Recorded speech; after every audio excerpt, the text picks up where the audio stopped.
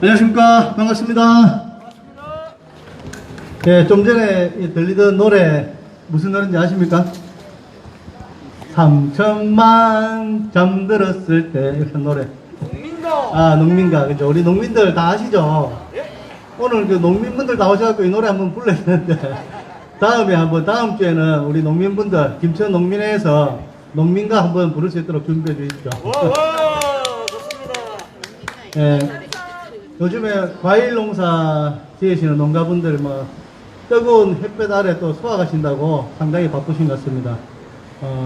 어쨌든 뭐 비가 안 와서 과일을 수확할 때는 비가 안 와야 좋다고 하는데 과일도 당도가 높아지기 때문에 낮에 또 뜨거운 햇살 아래 수고하시고 많은 땀을 흘리셨을 것 같은데 저녁에 이 광장에 또 나오신다고 많이 힘들 것 같습니다. 그렇지만 우리가 한 발 한 발을 내딛는 평화의 발걸음이 결코 헛된 발걸음이 아니라 이 한반도의 평화를 조금이나마 당길 수 있다고 저는 확신합니다. 868회 사드 철거 김천 평화촛불 시작하겠습니다. 몸이 불편하지 않으신 분들은 잠시 자리에서 일어나 주십시오. 이 땅의 평화, 통일, 그리고 민주화를 위해서 헌신 봉사하시다가 먼저 가신 모든 분들을 생각하며 일동 묵념드리겠습니다. 묵념.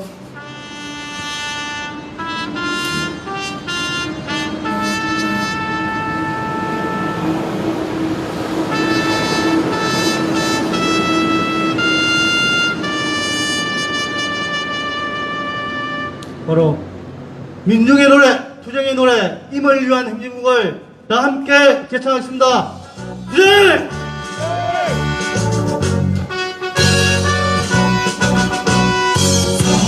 사랑동역에 이름도 남김없이 한평생 나가라던 뜨거운 냄새 인지는 한대로 깃발만 남겨 새날이 올 때까지 흔들리지 마자 세월은 흘러가도 상처는 난다 깨어나서 외치는 따가운 함성 앞서서 나가리 상차야 따르라 앞서서 나가리 산자여 따르라 사드는 침략이다! 사드 배치 처리하라! 네, 모두 자리에 앉아 주십시오. 네, 요즘에 과수 농사로 바쁜 나날을 보내고 있을 것 같습니다. 우리 노공리 박태정 이장님 먼저 여는 발언 듣도록 하겠습니다. 큰 박수로 앞으로 모시겠습니다.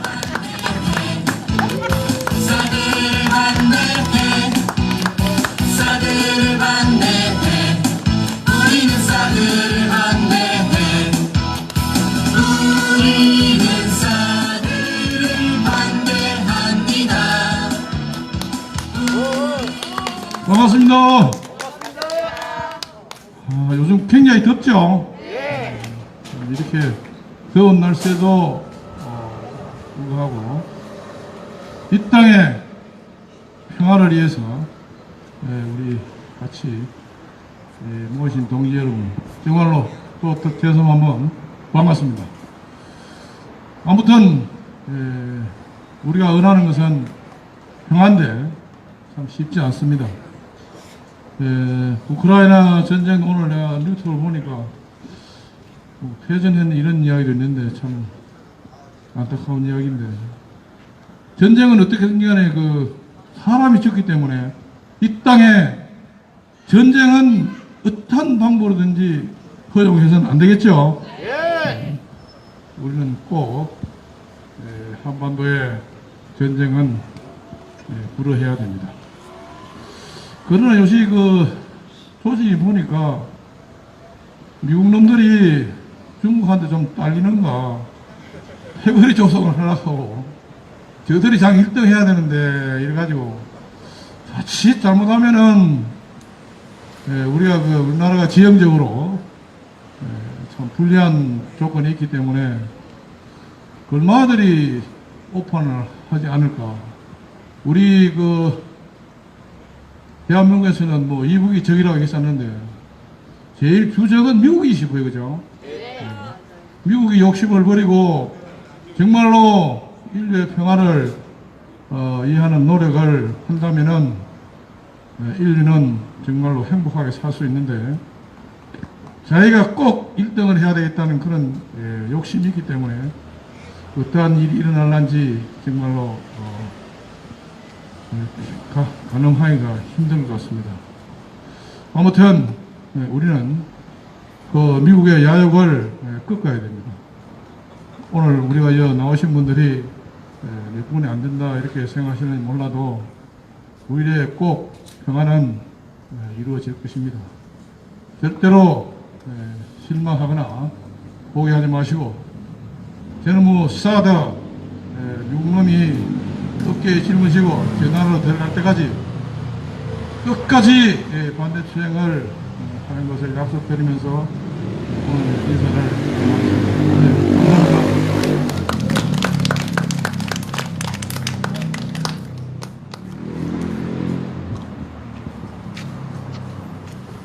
예, 김천 노곡리는 사드 기지 바로 앞에 있는 마을입니다. 직선거리로 뭐 몇백 메다 되지 않는데 그 마을에 다들 알다시피 많은 분들이 암으로 또 고생하시고 이미 돌아가신 분들도 몇 분 계십니다. 그런데도 불구하고 사드 기지를 정상화하겠다고 매일 공사차를 사드 기지로 들이고 있습니다. 또 일반 환경 영향 평가를 진행하기 위해서 절차를 진행한다고 이렇게 얘기하고 있습니다.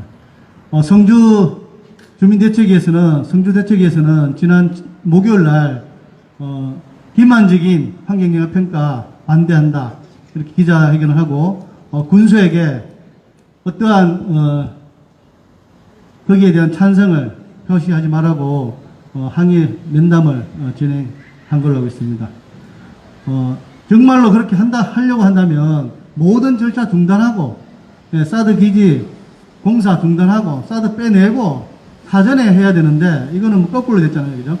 주민이 벌써 돌아가시는 분들도 있는데 여기에 대한 철저한 역학조사라든지 이런 사전에 평가를 다 거치고 주민 동의를 받고 국회 비준을 받고 이렇게 절차적으로 진행하지 않고 사드 정상화를 위한 공사가 계속 진행되는 것은 명백한 불법입니다. 그래서 저희들은 불법 공사 중단하라고 소승리 마을회관 앞에서 평화행동을 매일같이 진행을 하고 있습니다.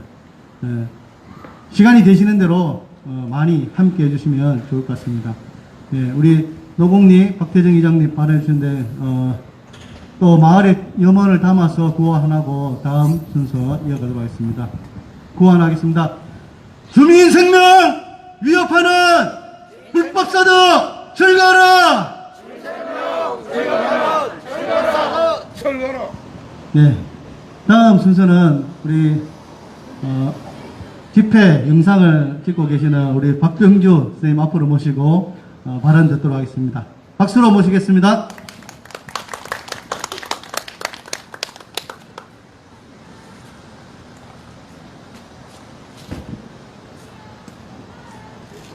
예, 안녕하십니까. 박병주입니다.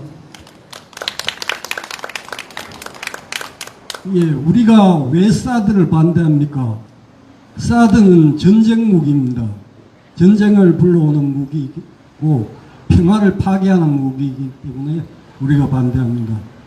얼마 전에 6.25가 지나갔죠. 6.25 지난 지가 이제 50년, 72년 됐습니다.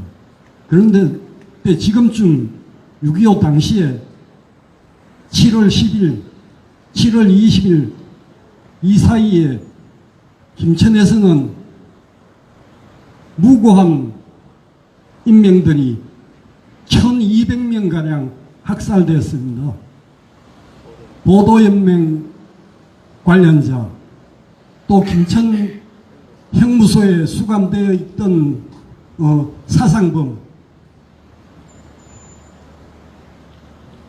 재판이나 별다른 절차도 거치지 않고 김천의 구성면에 가면은 배뱅이째, 이제 돌고개 이 부근에서 7월 10일부터 7월 말 사이에 하여튼 1000명 이상이 학살이 되고 제대로 매장을 못해서 비가 오면은 시체가 발에 차이고 사람들 눈에 띄고 이랬습니다. 그 당시에 돌아가신 분 중에는 보도연맹 간사장을 하던 임종업이라는 분이 계십니다.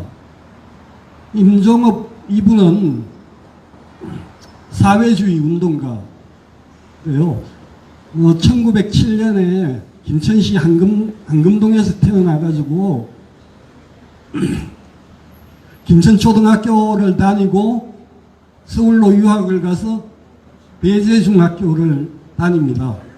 배제중학교에서 동맹휴업을 주도하다가 퇴학당하고 서울 그 이듬해에 중앙고보에 진학을 하고 거기서도 일제의 만행 때문에 또다시 중퇴를 하게 됩니다.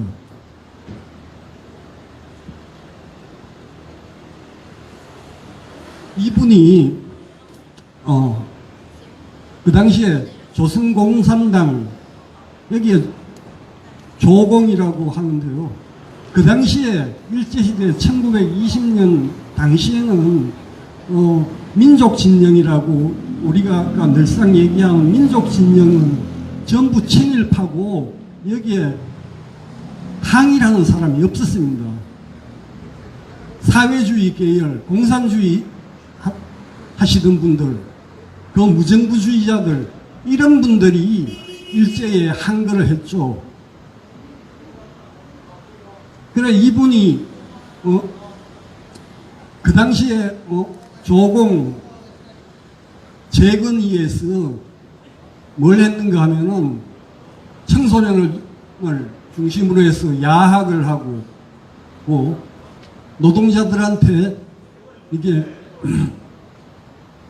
노동의 조건이라든지 이런 것들을 강의하고 또 농민들한테는 소작이 왜 이렇게 불합리하고 소작료가 높은가 뭐 이런 걸 해가지고 조공을 중심으로 해서 적색농조라 그러죠. 적색농조가 소작쟁입니다. 일제시대에 소작쟁이. 또 요즘 노조파업 같은 것도 그 당시에도 조공을 주도로 해가지고 많이 일어났는데 그 중심에 우리 임종업 선생님이 계셨습니다. 그 김천에 그 당시에 상주 출신인 황태성 선생, 또 박정희의 형인 선산 출신의 박상희 선생 이런 분들이 거의 김천에서 그런 운동을 주도했습니다. 그런데 여러분들 아시다시피 임종업 선생은 불행하게도 1950년 7월 14일 그냥 학살됐습니다. 그야말로. 그 당시에 학살된 분들이 한 200~300명 되는데 그 무리에 거의 보도연맹이라는 그걸로 학살되었고 그 이후에 학살이 일어나고 이제 황태성이라는 분은 월북을 해가지고 나중에 박정희가 쿠데타 일으키고 난 다음에 박정희 면담하기 위해서 김일성 특사로 왔다가 간첩으로 내몰려가지고 대법원에서 사형 확정 판결을 받고 사형을 당했습니다. 그랬는데 그분의 죄가 간첩죄가 아니고 불법 월경죄, 그러니까 허락을 받지 않고 북한으로 갔다는 죄라는 거죠. 간첩 혐의는 인정이 되지 않았습니다. 그리고 박정희 형 박상희라는 분은 그때 대구 6월 항쟁 때 그 구미에서 돌아가셨습니다. 그래도 박정희의 형이라서 박정희가 그러니까 자기 동기간이라고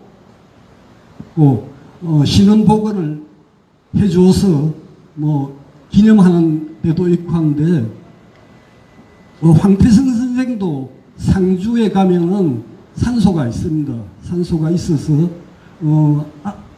자녀들은 남한에 있는 자녀들은 없고 해가지고 여기에 임종업 선생의 사위 임종업 선생하고 황태성 선생은 천안매부지간입니다. 황태성 선생의 여동생이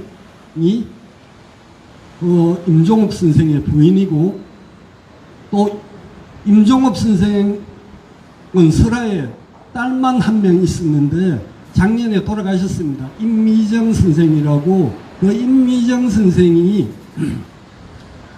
여기에 김천 초등학교 다니고 김천 여중을 잠시 다니다가 경북여고로 전학하고 그 이후에 어머니를 따라서 월북해가지고 김일성 대학을 다녔는데 김일성 대학 다닐 때 한국전쟁이 일어나가지고 학도병으로 참여를 하게 됩니다. 그러면서 김천을 지나가면서 자기 아버지 돌아가셨다는 소식을 듣고 자기 친척한테 뭐 유골 수습이라든지 뭐 유품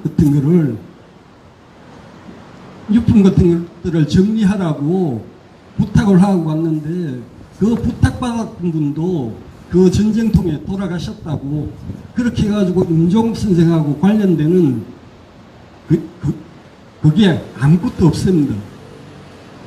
그런데 요번에 7월 14일 날 부산 돌고개에서 임종업 선생을 비롯한 보도연맹 한국전쟁 때 희생되는 분들을 기리기 위한 조그마한 추념식을 하려고 합니다. 그때 여기에 임종업 선생의 사위이신 권상능 선생이 오실 겁니다. 그분이 1934년생이니까 우리 나이로 89, 거의 90입니다. 그분이 아직도 또 그 당시의 기억을 생생하게 하고 계십니다.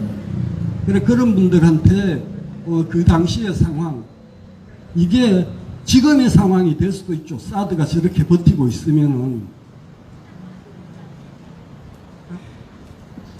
지금까지 김천에서 보도연맹으로 인한 학살당한 분들을 기리는 행사가 한 차례도 없었습니다. 공식적이든 비공식적이든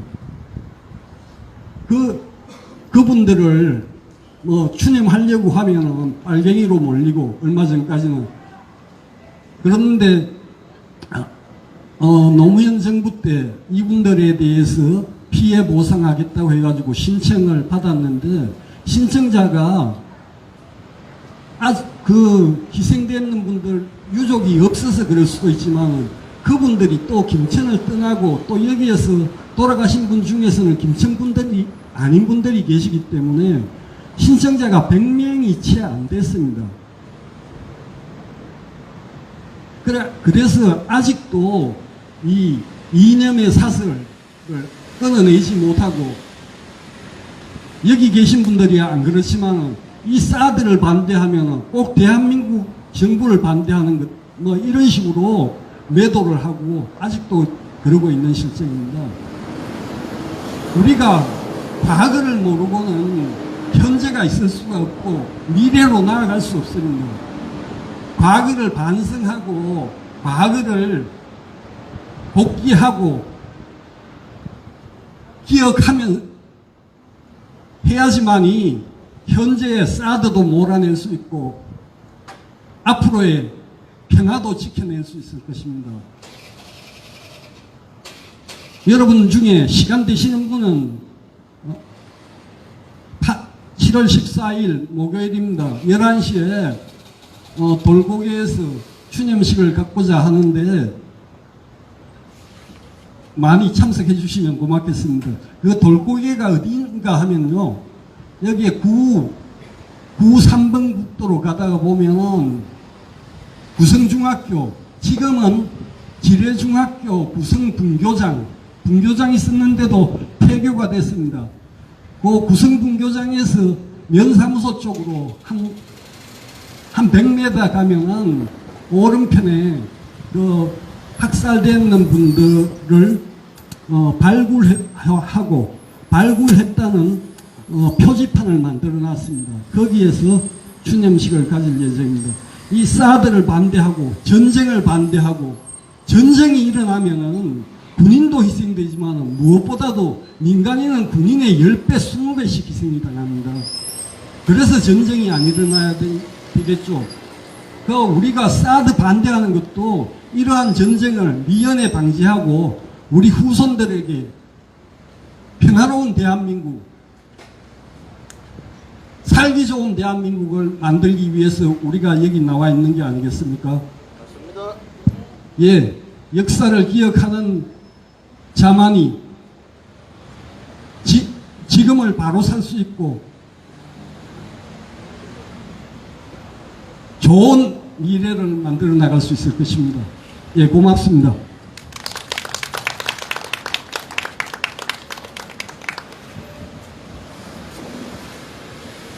네, 감사드립니다. 발언해주신 박병지 선생님에게 다시 한번 박수 부탁드립니다.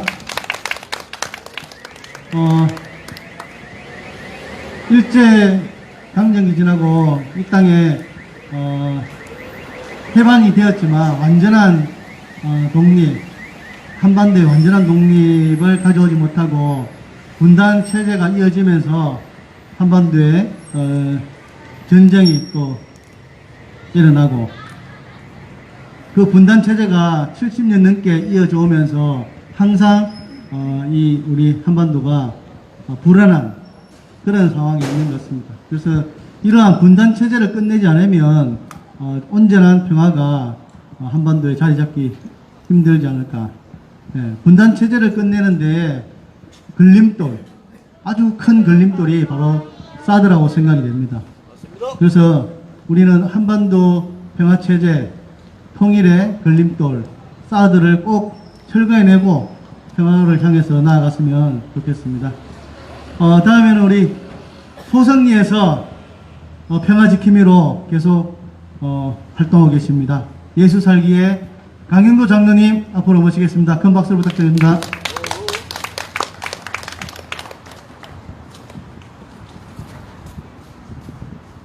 네, 평화로 인사를 드리겠습니다. 평화.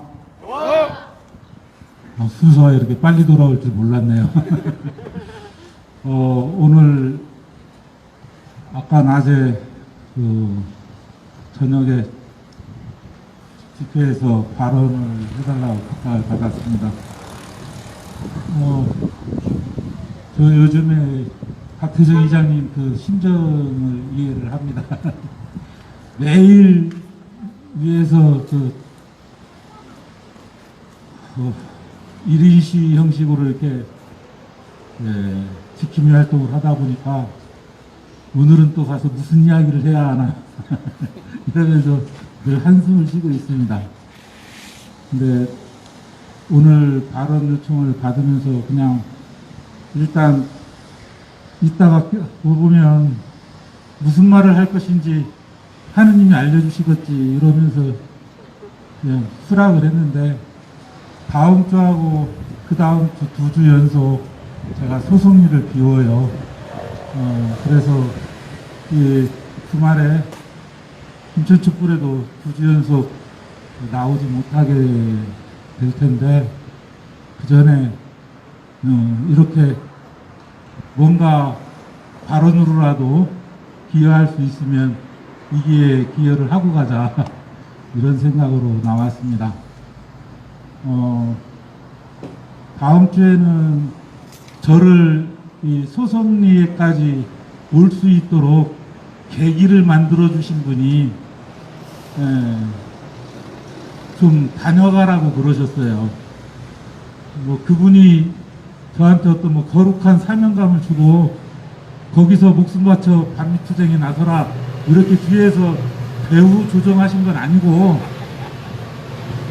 제가 건강이 매우 심각한 상태에 있을 때 우선 제 건강을 챙기도록 다른 일들을 내려놓고 먼저 챙기도록 이렇게 옆에서 조언을 해주시면서 일단 제가 가족들과 떨어져 지낼 수 있도록 미리 약간 그 훈련할 기회를 주셨다고 할까? 뭐 그랬어요. 그래서 제가 그분을 백으로 지리산 실상사 가서 한 달 동안 집사람과 떨어져 가지고 가족들과 떨어져서 제 몸만 챙기면서 지냈었는데 그러한 계기들을 만들어 주신 분이기 때문에 또 한 번 어떤 계기를 만들어 주시지 않을까 하는 기대를 가지고 이 사드 투쟁에 여기에서 저를 빼갈 생각은 못 하실 거고 안 하실 거고 이 싸움이 어떻게 앞으로 달라져야 가야 할까 여기에 고민이 있는데 이런 고민에 힌트를 주시지 않을까 이런 기대를 가지고 그분의 부르심에 응답을 했습니다. 그 다음 주는 제 건강 문제를 돌보느라 병원에 예약이 되어 있어서 올라가는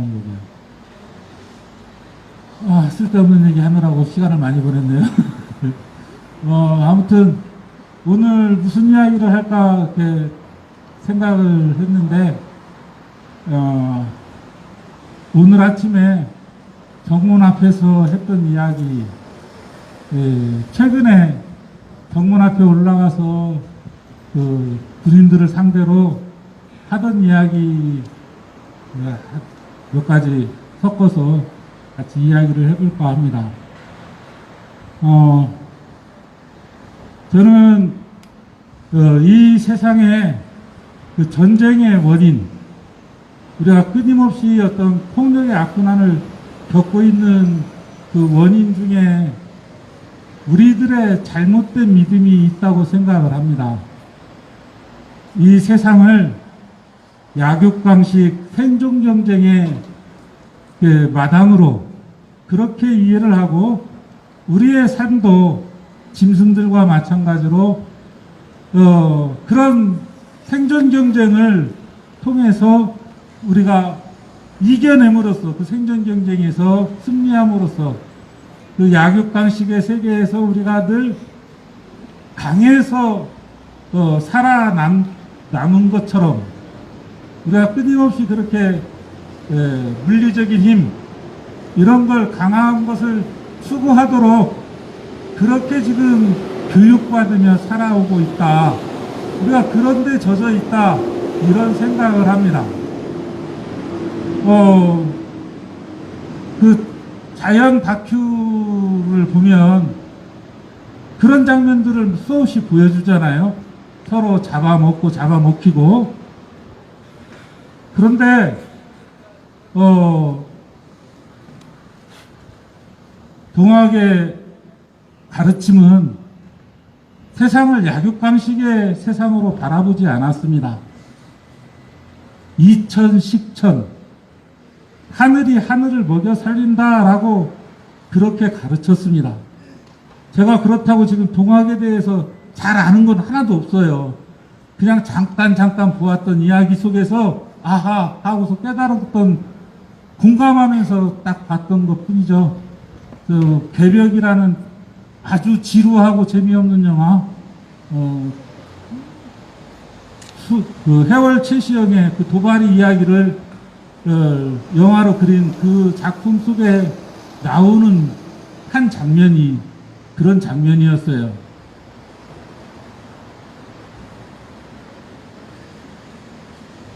해월 최시영이 바라본 세상은 약육강식의 세계가 아니라 이천식천의 그런 세상이었다라고 할 수 있습니다. 요즘에 와서 그런 것을 다시 계속 생각을 하다가 최근에 다큐를 보면서 그 어린 새끼들이 태어나서 자라가는 과정을 그걸 영상으로 찍어서 내보내는 장면들을 보았습니다. 새가 눈도 뜨지 못하는, 몸에 깃털도 하나도 없이 그야말로 빨간 핏덩어리인 새 새끼가 벌목 작업 중에 떨어져서 그걸 구조해가지고 그 자연으로 키워서 자연으로 돌려보내는 이야기, 뭐 이런 것들을 보았습니다. 그런데 그런 걸 보다 보니까 그런 생각이 들어요. 아무리 강한 맹수라도 태어났을 때의 모습은 얼마나 연약합니까? 사람도 마찬가지죠.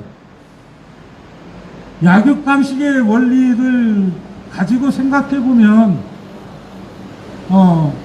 그렇게 연약한 새끼들은 다 누군가의 먹이가 돼서 희생되는 게 마땅할 거라는 생각이 들었어요. 그런데 우리가 아시다시피 그 강한 모성에 의해서 누군가가 계속 보살피고 키워주기 때문에, 키워줬기 때문에 우리가 지금 살아남은 거 아닙니까? 그런데 그걸 단순히 한 개체의 지극한 모성의 덕분이라고 그렇게만 얘기할 수 있을까? 그런 생각을 해보았습니다.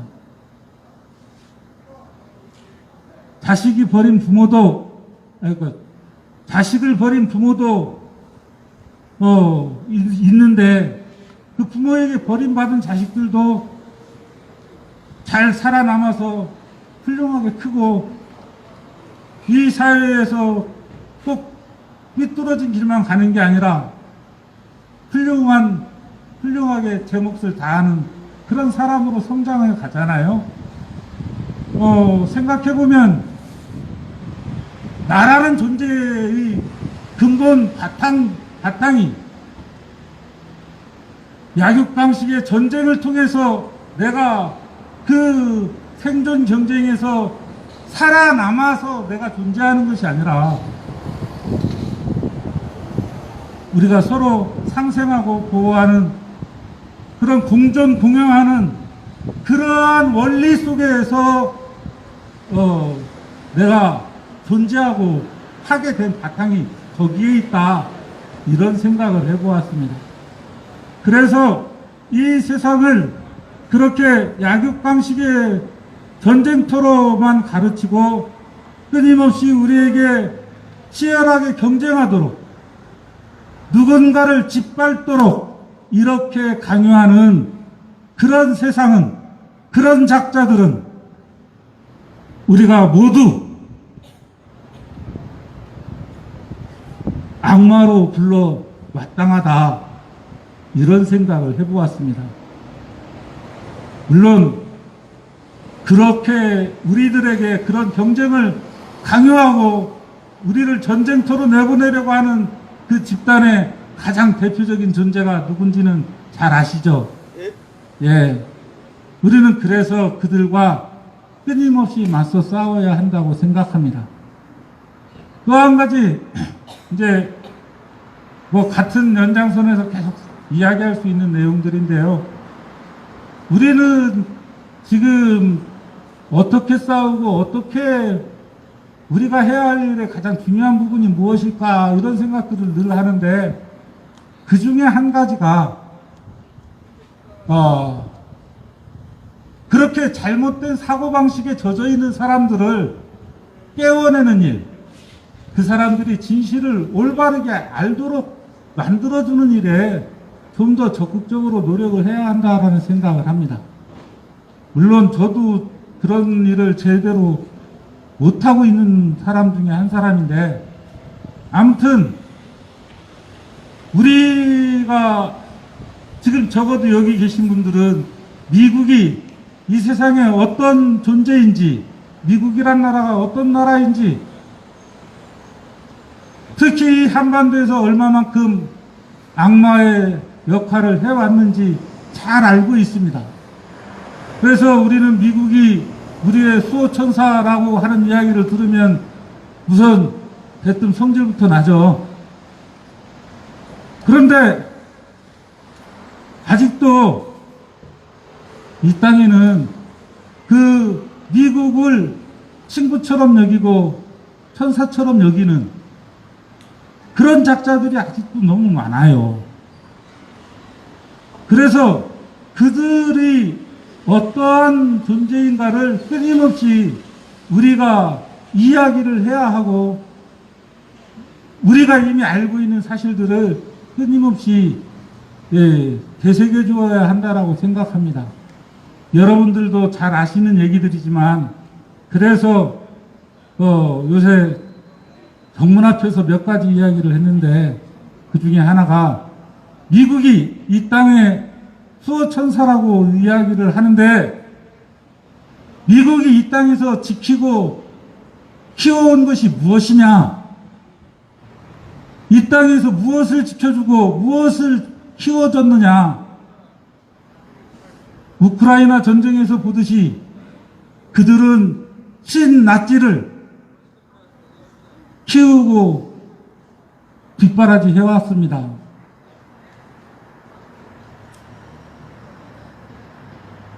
그 생체 실험으로 유명한 그 731 부대 이야기 아시는 것처럼 미국은 그 천인공노할 범죄자들을 처단하지 않고 그들을 완전히 사면해 주면서 자기들 나라에 데리고 가서 그들의 그 세계인 실험을 지금까지도 이어오고 있습니다. 그들은 일본의 군국주의 그 세력을 지금까지 품 안에서 키워왔어요. 얼마 전에 어젠가 오늘인가 그저께인가 아베, 그 총격 맞아 죽은 아베가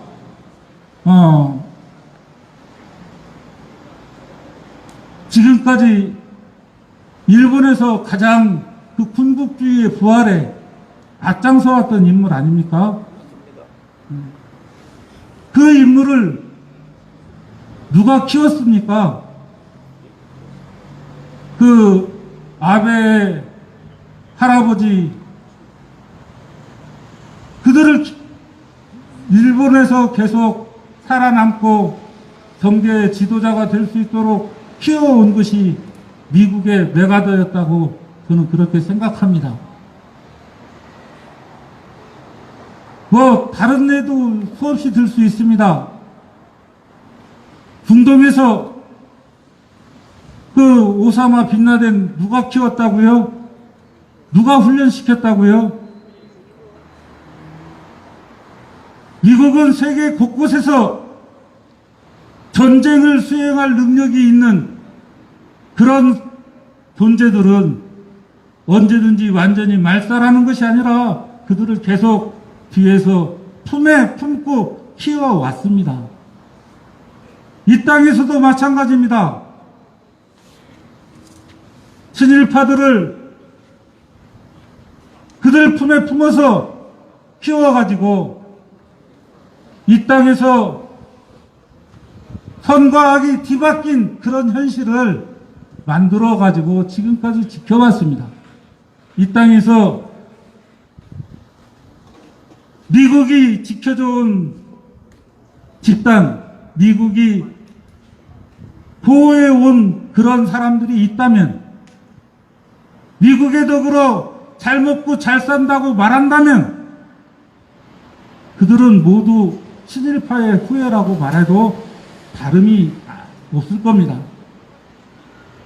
그래서 우리가 지금 현재 미국이 전 세계적으로 어디에서 어떻게 이 전쟁을 일으키는 작자들을 키워오고 지원해 왔는지 이런 얘기들을 계속 떠들어대면서 이 땅에서 여전히 그런 역할을 하고 있다. 우리더러 이제는 니네들 먹고 살 만큼 키워놨으니 이제 우리 대신 총 좀 들어라 이러고서 세계 곳곳 전쟁터로 우리를 끌고 가려고 지금 하고 있다. 이런 이야기들을 계속 들려주면서 미국을 천조국으로 알고 있는 그런 사람들의 머리를 흔들어야 된다고 생각합니다. 저들도 인정하는 바가 있습니다. 이 나라가 우리의 소원은 통일, 입에 붙도록 그렇게 노래를 불러왔지만 우리가 통일이 안 이루어지는 이유가 뭐냐? 세계 주변 강대국들이 우리의 통일을 원치 않는다. 우리는 그래서 그들을 설득해야 한다. 뭐 이런 식의 이야기들을 저 꼴통 보수들도 그런 이야기를 해요. 예전에 예비군 훈련장, 예비군 훈련 끝나고 민방위 훈련 가면 민방위 훈련장 가서 강사들이 늘 하던 이야기들 속에 통일교육하는 이야기 속에 늘 그런 이야기들을 들을 수 있었어요. 저 꼴통 보수들도 그런 이야기 합니다. 그런데 그 통일을 반대하는, 통일을 원하지 않는 주변 강대국들의 가장 대표가 누굽니까? 미국입니다. 원하지 않는 정도에 그치는 것이 아니라 지속적으로 방해하고 애써 이룬 남북 대화를 무산시키는 그런 작자가 누굽니까? 우리가 그런 질문을 저 꼴통 보수들한테 다시 한번 되새겨서 너네들도 그거 인정하지 않느냐? 이 통일을 적극적으로 방해하는 이 미국을 우리의 친구라고 그렇게 말할 수 있느냐? 질문을 던지고 계속 우리가 왜 이 사드를 반대하는지를 그와 함께 설명해 나가야 할 거라고 생각합니다. 아무튼 더운 여름철 꿋꿋이 잘 버텨나가면서 우리들이 이 옳다라고 하는 이것이 우리의 마음속에서만 머물러 있는 것이 아니라 이것이 어떻게 전파되고 어떻게 우리가 원하는 그 세상이 실현되어 가는지 함께 보고 느낄 수 있는 그런 경험들을 자꾸 할 수 있었으면 좋겠습니다. 고맙습니다.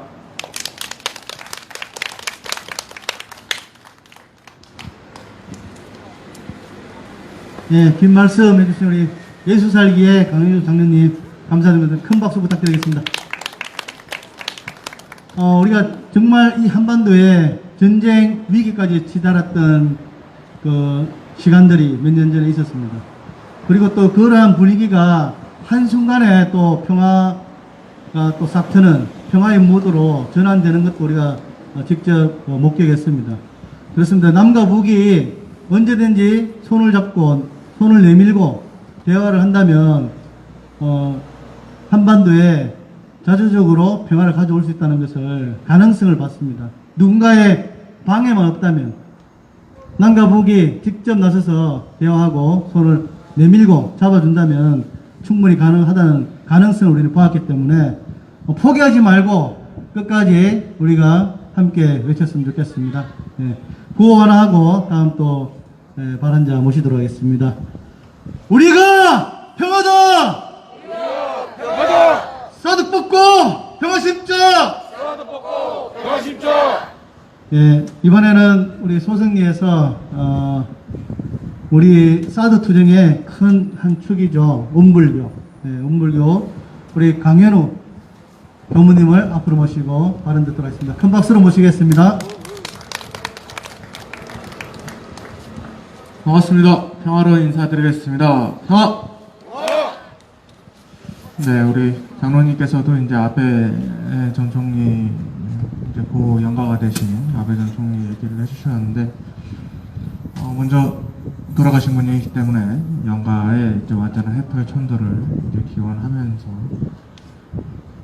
근데 사실 이런 안타까운 죽음이 저는 좋지는 않다고 생각을 합니다.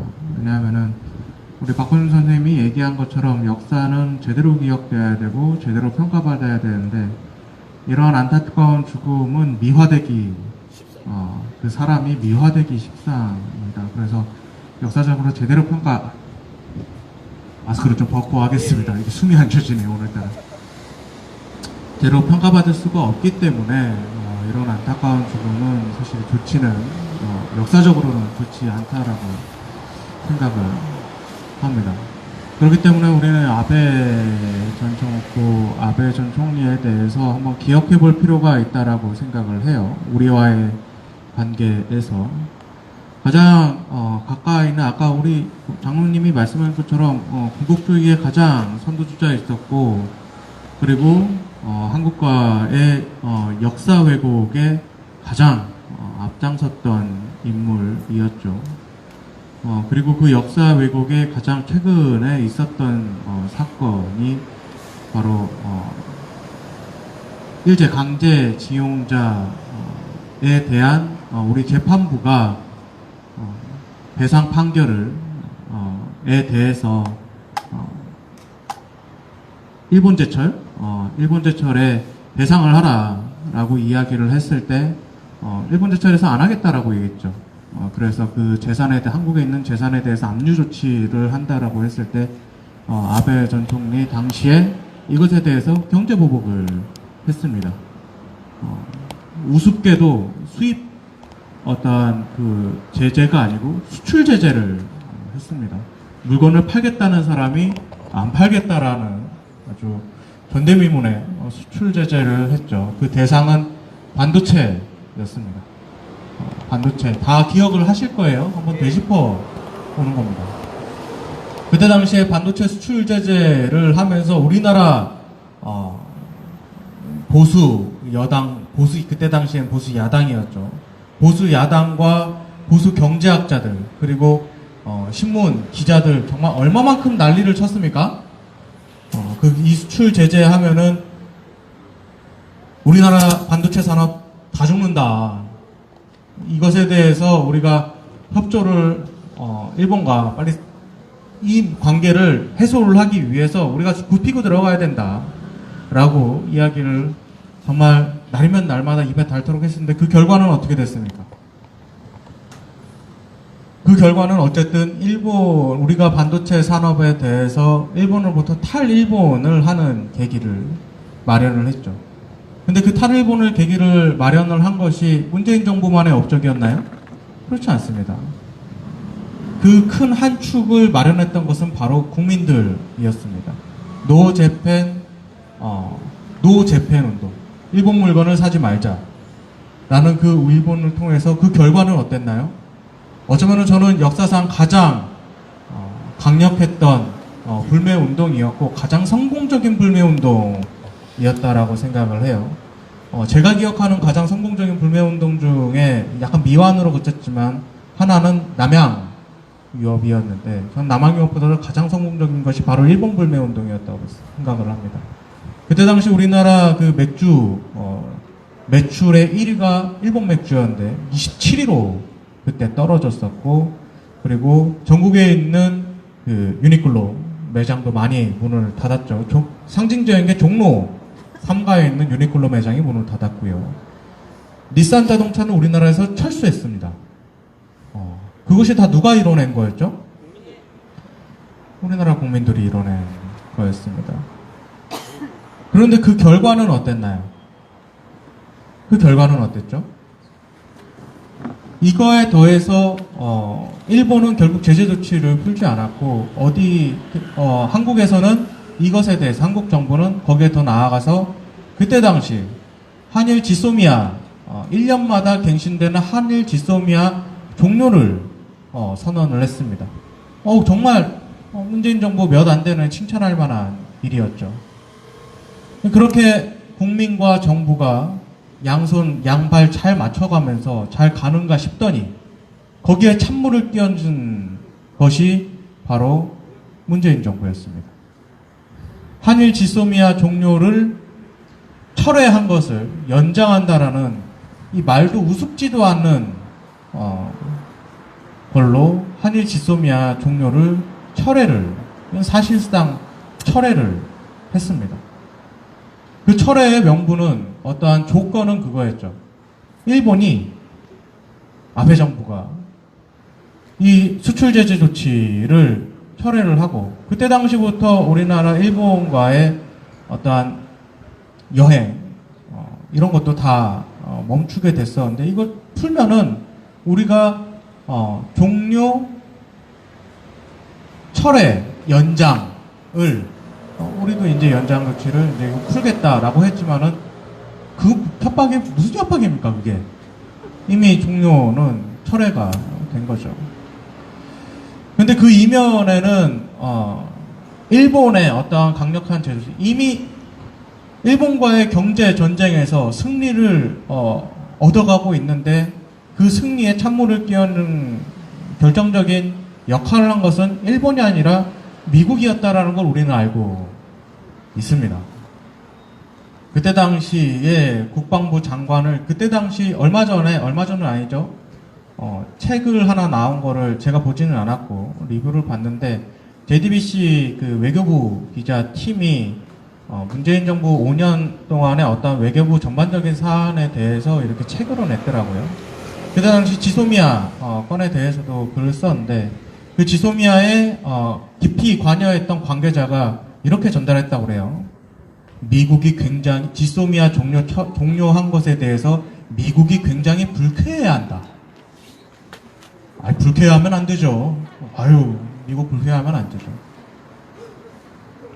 근데 그 불쾌함이 그냥 기자들 사이에 나온 말이 아니고 에스퍼 국방부 장관이 그때 강력하게 압박을 했었고 상임 그때 상원의원에서 지소미아 종료 철회를 결의하는 데까지 가면서 굉장히 큰 압박을 했고 결국 문재인 정부에서 이것에 대해서 두 손을 들게 된 거죠. 근데 정말 웃긴 일이죠. 한일 간의 정보보호 협정에 대해서 왜 지들이 내정 간섭이죠. 명백하게 내정 간섭이었죠. 지들이 왜 상원의원에서 종료 철회를 결의를 합니까? 결국 문재인 정부에서 그렇게 일본과의 어떠한 역사적 전쟁 아베 그 역사 왜곡에 가장 앞장서 있던 일본 이 아베 정부와의 역사 전쟁, 경제 전쟁에서 승리할 수 있는 그 꼭지를 딸 수 있는 기회가 있었음에도 불구하고 이 문재인 정부가 이 사드와 같이 한 발 물러서고 미국의 고개 숙이고 미완의 결과를 만들어냈던 그 결과 이제 이 윤석열 정부에서 그 우습지도 않은 그 정상화 여러 가지 정상화 정책들, 정책 아닌 정책들, 정상화 아닌 정상화 정책들 중에 하나가 바로 일본과의 관계 정상화를 내걸고 있고 바로 그 강제징용 배상에 대해서 정말 얼토당토 없는 대안들을 내놓고 있지 않았습니까? 근데 사실 지금 현재 내놓고 있는 것이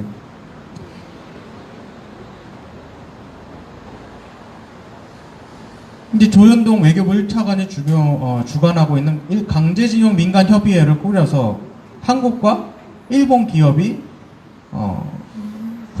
그냥 한일 국민과 기업만이 아닙니다. 한일 국민과 일본 기업이 돈을 모아서 유가족 피해자에 대해 300명을 골라서 거기에다가 배상을 해주는 거를 현재 추진을 하고 있다라고 합니다. 근데 웃기는 것은 여러 가지가 있죠. 그 300명의 기준은 뭡니까? 현재 1000여 명, 3000여 명에 가까운 데 있는데 300명에 딱 골라서 한다라고 하는 거는 이것에 대해서 찬성하는 사람들만 갈라치기 하겠다라는 것밖에 되지 않죠. 피해자들에게 또 한 번의 상처를 주겠다라고 이야기를 하고 있는 겁니다. 이거는 박근혜 정부 시절의 위안부 합의와 더불어서 그리고 박정희 시절의 한일 청구권을 졸속적으로 처리했던 것과 같은 역사적 맥락에 있는 겁니다.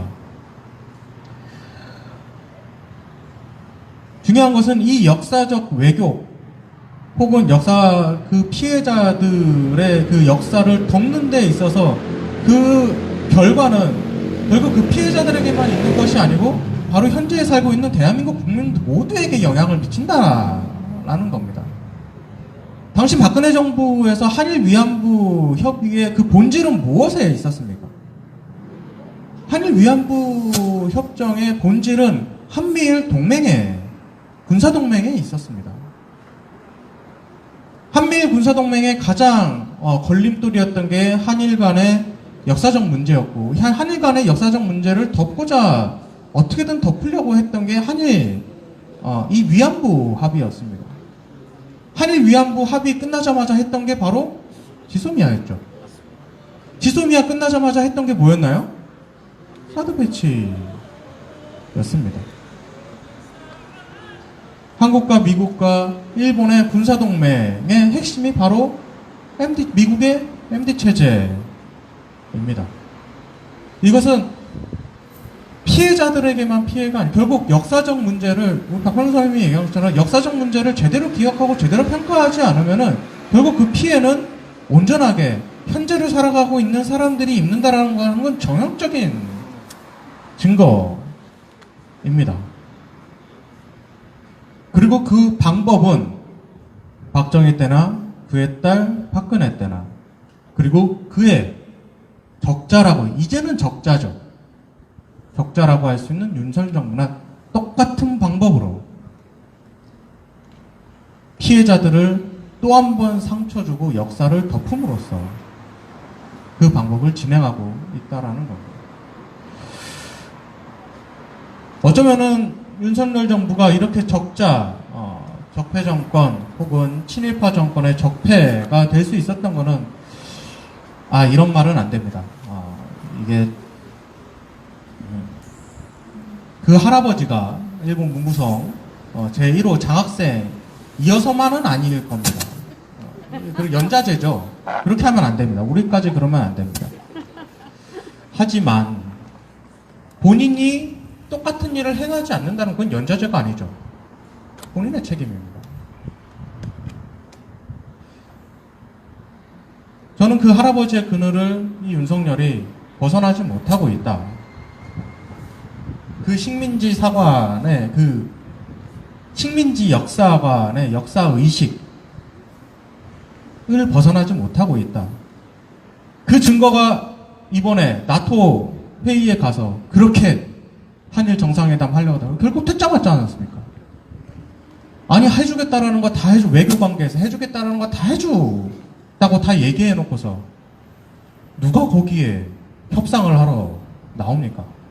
더 많은 것을 얻기 위해서 더 강력한 모습을 보여주는 게 외교의 기본 아니겠습니까? 바보죠.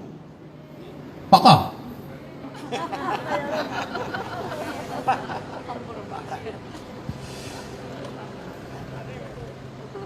(1961년) 쿠데타, 박정희의 쿠데타가 있은 이후에 일본 그 박정희는 바로 일본으로 날아갔다라고 얘기합니다. 그해 11월에 일본으로 날아가서 일본의 국빈 대우를 받으면서 일본 공항에 도착하자마자 박정희는 이렇게 얘기했다고 합니다. 사소한 문제를 가지고 서로 대립하고 고집하지 말자. 여기서 사소한 문제는 일본과의 역사 문제, 한일 청구권 문제가 되겠죠.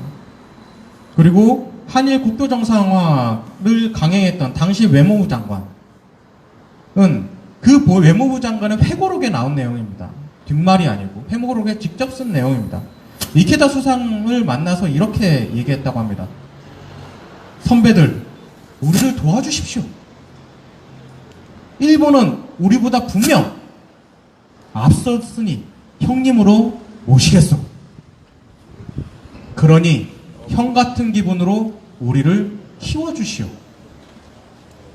그리고 청국관 같은 문제 신경 쓰지 마십시오. 그까짓 것 없어도 그만이요.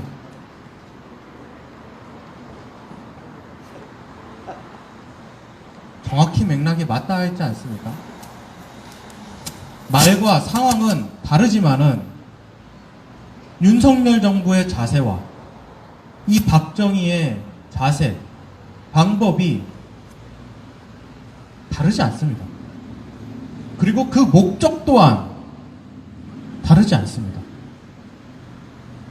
결국 국민의 현실의 삶을 팔아서, 국민의 아픔을 팔아서 그 피해자들의 상처에 소금을 뿌리면서 자신의 그 한 줌도 되지 않는 정치적 권력을 가지겠다라는 거 아닙니까?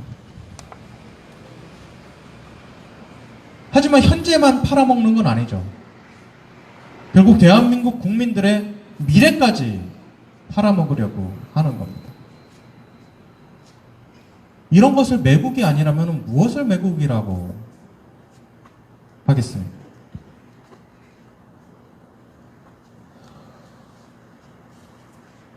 아베의 역사를 평가를 하려다 보니까 우리나라의 역사를 평가를 해버리게 되네요. 어쩔 수 없는 일이죠. 맥락이 정확하게 맞닿아 있으니까.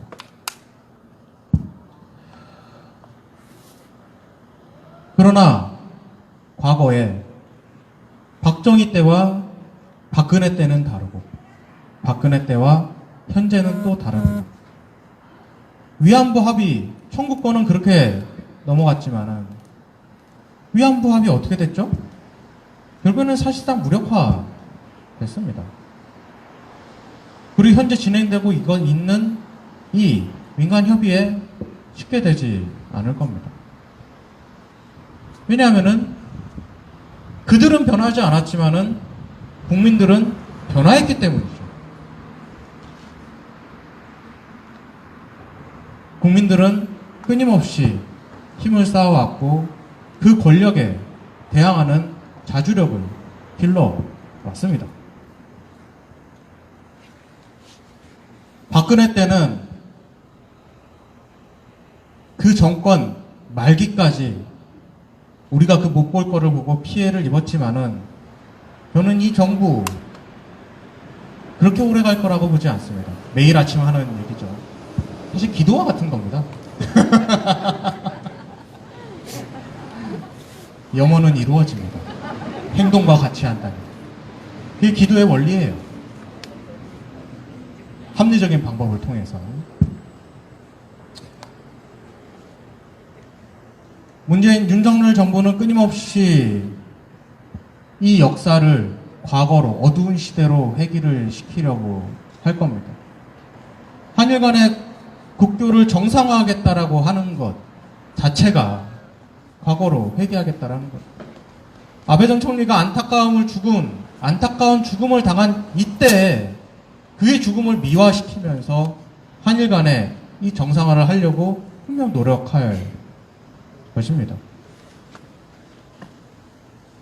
하지만 2019년 당시와 같이 그것은 쉽게 되지 않을 겁니다. 문재인 정부가 그 한일 간의 역사 전쟁에 있어서 찬물을 끼얹어서 미완에 그쳤지만은 그때와 우리는 다르고 우리는 이번 사건에 대해서는 미완에 그치지 않을 거라고 생각을 합니다. 생각을 하는 게 아니라 그렇게 우리가 만들어 내야죠. 그들은 끊임없이 어둠으로 만들겠지만은 우리 여기 촛불이 하나라도 켜져 있는 한 어둠이 될 수 없습니다. 아무리 방 안에 여러 가지 어둠을 만들어도 촛불 하나 켜져 있으면은 모두 다 환히 보이는 거죠. 그런데 여기 촛불이 정말 많이 켜져 있네요. 여기뿐만 아니라 전국에도 켜져 있죠. 물리적 촛불을 켜진 않아도 지혜의 촛불을 켜고 지혜의 행동을 한다면은 그 촛불은 사라지지 않는다라고 생각을 합니다.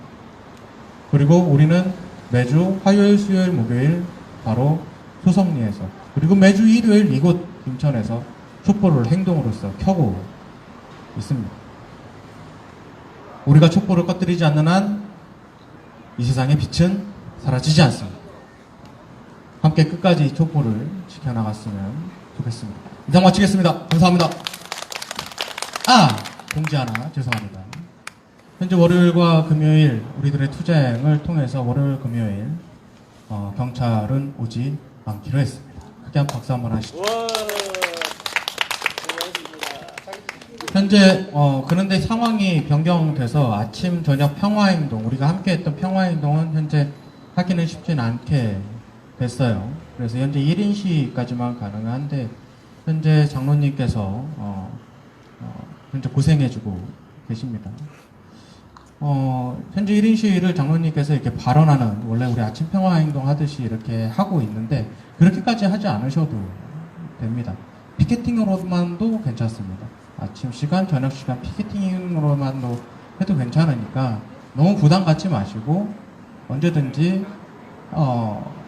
본인이 하실 시간이 있다, 하겠다라고 하신 분들은 저에게 연락을 주시면은 제가 중간에서 이것들을 조율하도록 하겠습니다. 언제든지 연락 주시기 바랍니다. 이상 마치겠습니다.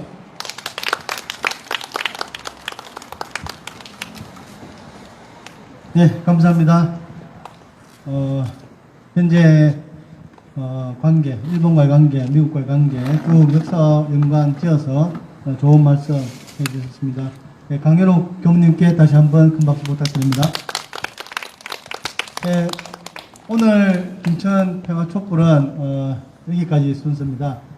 마치려고 했는데 우리 또 마지막 문화 공연을 꼭 해야 되겠다는 우리 아가씨가 계셔서 우리 율동청사 광나이가 가자 통일로 율동을 끝으로 집회를 마무리하도록 하겠습니다. 가자 통일로 네, 음악 주시죠.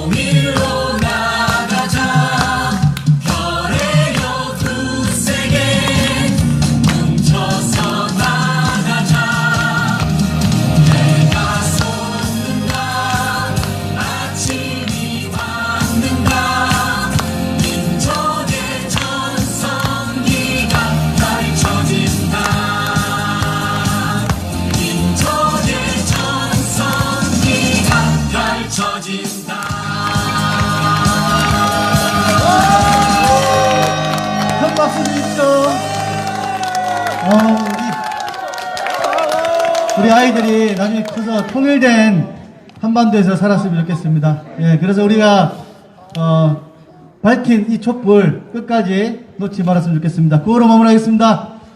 우리가 평화다. 가자 통일로. 수고하셨습니다.